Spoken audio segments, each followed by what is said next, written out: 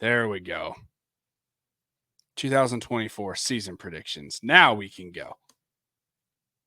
UTEP, game one. The strengths.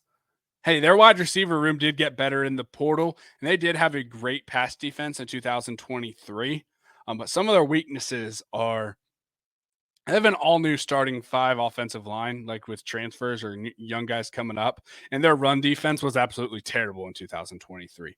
They did overhaul this roster completely under their new young head coach, Scotty Walden. He's a great young head coach, but I'd say their expectations this season are very low, but I feel like you can't completely look them over. They could surprise some people with just this new staff and just overall new roster in today's transfer portal world. Like they completely turned over that roster. The keys that I have to win this game is you got to limit the turnovers, obviously, but you need to be making big plays on both sides of the ball. We have skill position advantages all across the board. Like we have heavy advantages all across the board. We got to take advantage of that. We need to turn, like we need to get turnovers, get the other team to give us the ball, interceptions, fumbles. Let's make big plays. Let's get lots of sacks. Hey, we need to be explosive. If we're going to be any shot at being explosive this year, this is the game we need to try and go do it. My prediction, Nebraska 38, UTEP 10. Personally, you've heard me say this on this channel before. Game one, I'm not as worried about the score as I am just how we looked, but I think we can easily win this game by 28 points. Moving on to Colorado. God, you guys already know some feelings that this is a very polarizing team. Let's be real. Very polarizing. Their strengths that they have, you can't deny this. Their skill positions are really good. You can talk smack on how they're not going to win a game this year. I think they're going to be better than what some Nebraska fans think. I don't think they're going to be as good as what some of these Colorado fans think. I don't think they're going to go win a conference championship or anything, but I think they're going to be better. I think they're going to be better than I could see them winning 5-6 games this year. Their skill positions are very good, and they do have a lot of speed that makes me nervous as a Nebraska fan. The weaknesses, the O-line and D-line is trash. And if you don't believe me, go listen to Shedeur Sanders talk. Go listen to him on live stream playing the college football video game. You tell me if he believes in his offensive line. That's just me. But the other weakness I have for them, they've had a lot of transfers in and out. They've had a lot of transfers leave and a lot of new faces coming in. It's hard to set a culture like that. And I don't see how you can make an argument for Colorado's culture being very good right now. Maybe you can, but I don't see it. So their season outlook, I do expect with their new offensive coordinator that their offense will be a bit more traditional this season, and they are looking to compete in the new look Big 12. They're looking to compete there. I don't think they dominate it, but they're looking to compete, and I could see them winning a few games. Our keys to winning this game as a Nebraska fan, we got to make this an ugly game. Run the freaking football. Run the football. Hard hitting, intensity. Run the ball. I want to show up there. I'm gonna be in Lincoln for this. I want to show up to this game. It's a night game. I want to see the "Welcome to your worst nightmare" sign from the student section. I want to see a bunch of drunk Husker fans out there. I want this thing to be intense. I want this thing to be hell on earth. That's what I want, and I want this to go. And if it does, I believe it's going to be Nebraska 27, Colorado 21. I think this could actually be a close game. I don't think we're going to blow out Colorado, but I do believe we have the talent and the coaching staff, coaching to win. I should have emphasized that more. We have great coaches on our staff. I'm not saying that Colorado does not have great coaches on their staff. What I am saying is they don't emphasize the X's and O's quite a bit. And I think the talent gap is a lot different this year. I think Nebraska closed that gap quite a bit. And I think they may have passed. And if you're not, I think our offensive and defensive line is a huge advantage in that game. Northern Iowa, their strengths, they do bring back some pretty good players, right? Ty Edwards, a really good running back. They do have a few key offensive line pieces returning. They also threw the ball decently well last year. The weaknesses on defense, they weren't great last year on defense, and they're only bringing back 2 starters. So you have a lot of turnover there. You got a lot of new faces in on defense. They have a new offensive coordinator this year. So he's an air raid guy. So I think I believe they're going to be a lot of air raid concepts, if not just full on air raid coming out of Northern Iowa this year. Our keys to win are pretty simple. We need big plays. We need to abuse the defense. And let's use our offensive skill advantage. We have some really good receivers this year. Let's take advantage of that. Defensively, what we really need to do and what worry is not the right word, but what would give me some pause is you guys all remember the Georgia Southern game. I don't need to go into that shit again, but we need to get off the field on third down. And I believe we do. I definitely believe we do. I got Nebraska at 31, Northern Iowa 14. We're starting off the season 3-0. We're feeling nice today. Then we got Illinois. Their strengths, their linebacking core is really solid, and they can rack up tackles. Like they have a couple guys that have like 80 tackles. They're going to rack up some TFLs if we let them. Last season, their third down conversion percentage was very low, so we need to get our defense off the field. And their O-line did give up a lot of sacks. But the big thing for Illinois this year as a team is this is a big year for their coaching staff. This is a make or break year. They need to make a bowl game just as bad as we need to make a bowl game. Maybe we need it more because of how crazy this fan base is. But they're in a pretty big year after a couple 5-win seasons. They need to get over that hump. Here's the thing that worries me about this game. It's the 400 sellout. It's a Friday night. Let's be real, Nebraska fans. We get let down like once or twice a year. Okay, last couple years we've been let down a lot, but I'm saying a game that on paper we should win, we're going to end up losing. And I'll be real with you guys. There's going to be a game this season that we're expecting to win that I think we're going to end up losing this season. And in my predictions, I think this is the one. I got Nebraska 20, Illinois 23. Because how killer would it be to lose on the 400 sellout Friday night? It's just going to be a weird one. It's just going to be a weird one. And that's why I'm picking against us right now. When the season really starts, I'm going to give like details like UTEP. You're going to get a whole breakdown from me on UTEP. We're going to really go through this and I'll give updated predictions as they come through. But as of right now, I'm picking Illinois for right now. So we got 3-1. Then we got Purdue. They have a really solid receiving core, and they were a pretty good, decent passing team last year. They have a solid offensive line. Defensively, though, last year they were terrible. They were terrible pass defense. Like they were the worst Big Ten defense last year in terms of passing. If they want to be bowl eligible. Okay, duh, every team wants to be bowl eligible. But I'm meaning like they hope to have a good shot at being bowl eligible this year. Their defense has to turn it around. Their defense has to turn it around. Our keys to win is we need to bring pressure. Bring pressure. By that point, hopefully we have our secondary depth figured out, like who's playing, who's not. Hopefully we have all that figured out, who's good enough to be on the field quite a bit. We need to limit big passing plays. A quick little stat for you guys. Last season, Purdue went 4-1 when they got past 405 passing yards. So quite a bit of passing yards. They went 4-1 when they hit that. When they did not hit that, they went 0-7. With this defense, I believe they're not going to hit. I don't think they're going to hit 405 yards. So I got Nebraska 24, Purdue 17. We're winning some closer games this year, winning some of these one-score games. I think this is year we start to flip some of that. Rutgers. Wow. Okay. This is an interesting team. This is not your typical Rutgers team. And I love the Go Big Red cast. I love them. Like, I'm not throwing shade, but something they said on their last live stream was, oh, we're worrying about Rutgers at home. We're in bad shape. Guys, I hear that, but this is not a typical Rutgers team. Like, they run the ball well. They control the clock. This is their best wide receiver room they've had in a while. I say one of their weaknesses here is I kind of call them Iowa light a little bit, right? Because their defense keeps them in games. They're not going to have too many explosive plays. They do have some solid wide receivers right now. But they are the exact thing Nebraska fans do not want to face, right? Thing that I put. Who wants to be in a fight that might come down to one slip up, one mental error, or one big play that just goes the other way? Nebraska's been on the on the wrong end of that every single time. And this is not a team. Rutgers is not a team that we're going to blow out. I'll say it confidently now.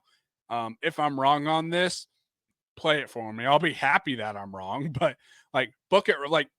If Nebraska wins this game, they're not going to blow out Rutgers. Rutgers is a good team this year. I'm saying it. Rutgers is going to surprise some people this year. We got to make it ugly. Make them beat us by throwing. We got to stop the run. Make them beat us through the air. Make them throw it. But if we can't, and I'm worried, I think that this is the style that could end up beating Nebraska if they can control the ball better than us. So I got Rutgers beating us 17-23. But I do think, as you'll see later, this gives us a little bit of, all right, we got some things to figure out. This is a game. We gotta be able to beat this style. Some Big Ten teams are going to run this. On to Indiana. This staff is coming over from James Madison.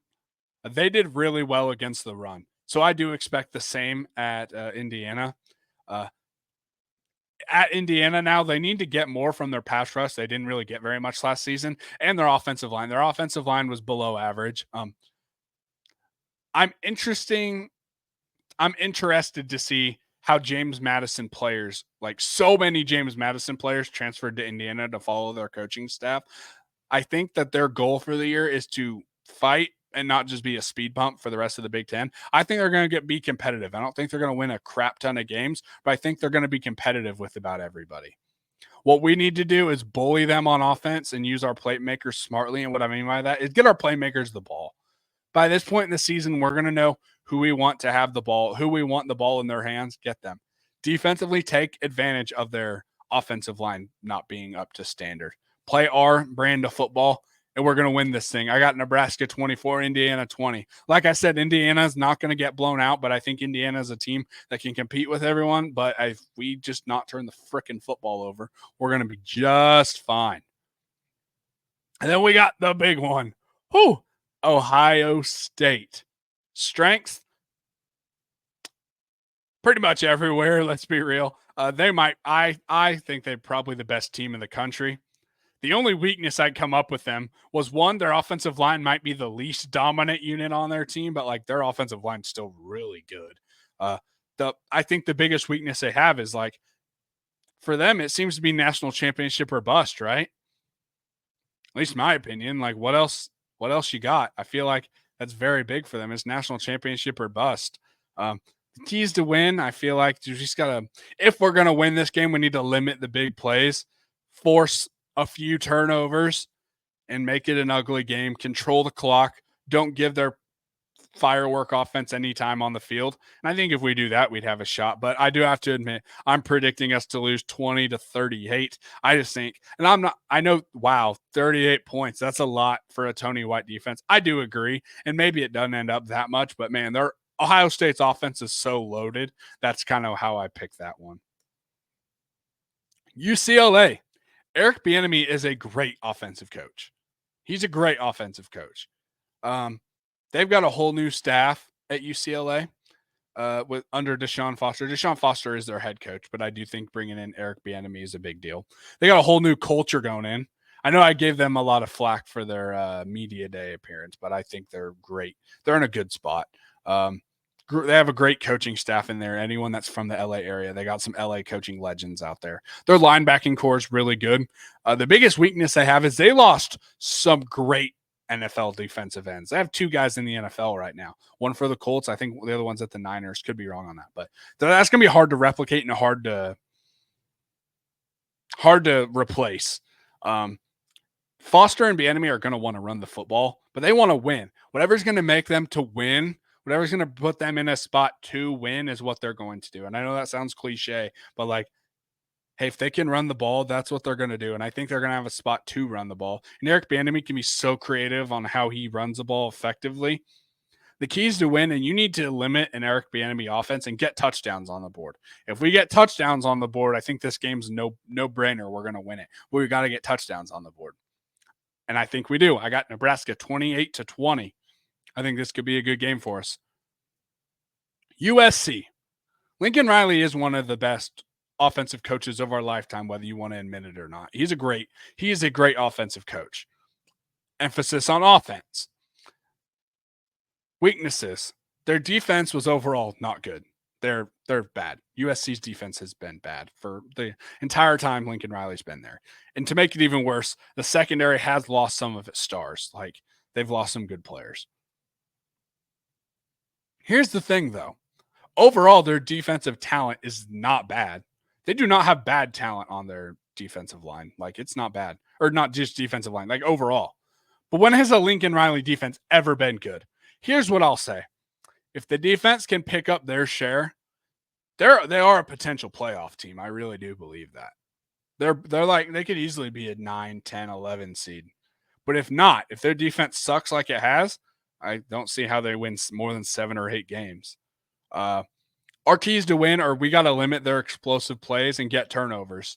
We got to get turnovers, but I feel like this is going to be kind of one of those games for us. I got us losing this one by 10 because I do think the defense is going to be better. Not good. I think USC's defense is going to be better than last season with the schematic changes. And I got us losing this one. So Wisconsin, our team we just cannot seem to beat.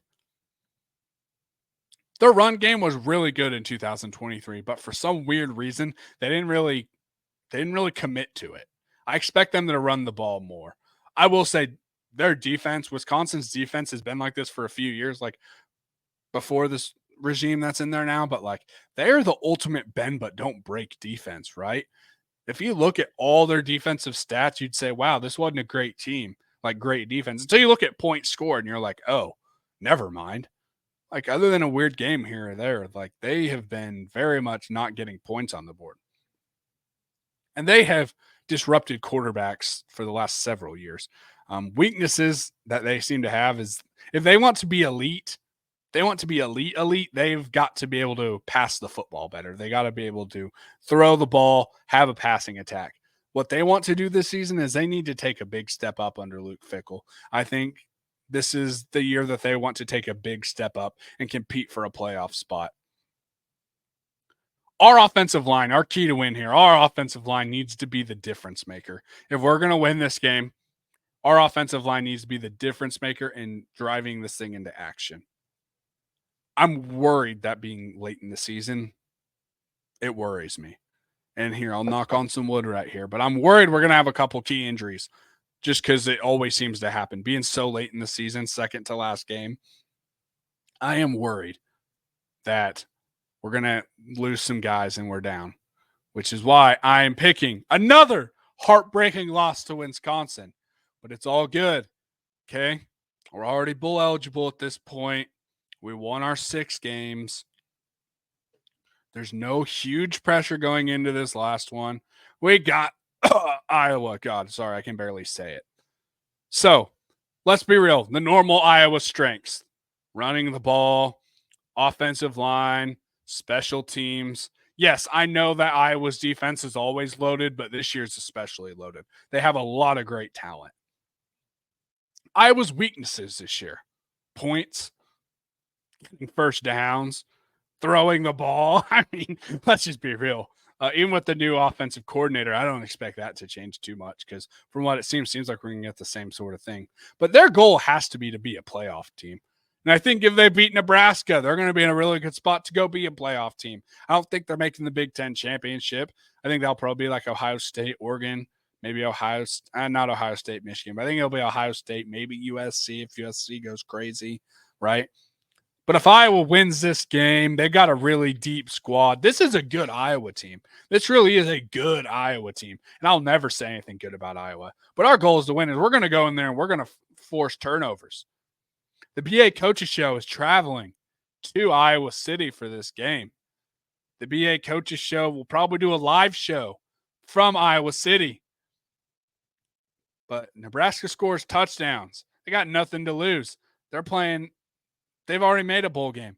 Iowa's playing with all the pressure. Nebraska hold on to the goddamn football. Nebraska's going to Iowa City. Nebraska 17, Iowa 13. To bring the record to 7-5, we're going bowling. I know some of you guys are going to look at that and say, man, 7-5, that's all. Guys, we just need to make a bowl game. I think we have the potential to win 8, 9, 10 games this year. I really do. We don't need to. That's why in my predictions, I'm not expecting any more than 6 or 7 wins. I think we obviously can. I 100% think we can. That's not going to be my expectation. That's not my expectation at all. My expectation is to make a bowl game and we'll live with everything else.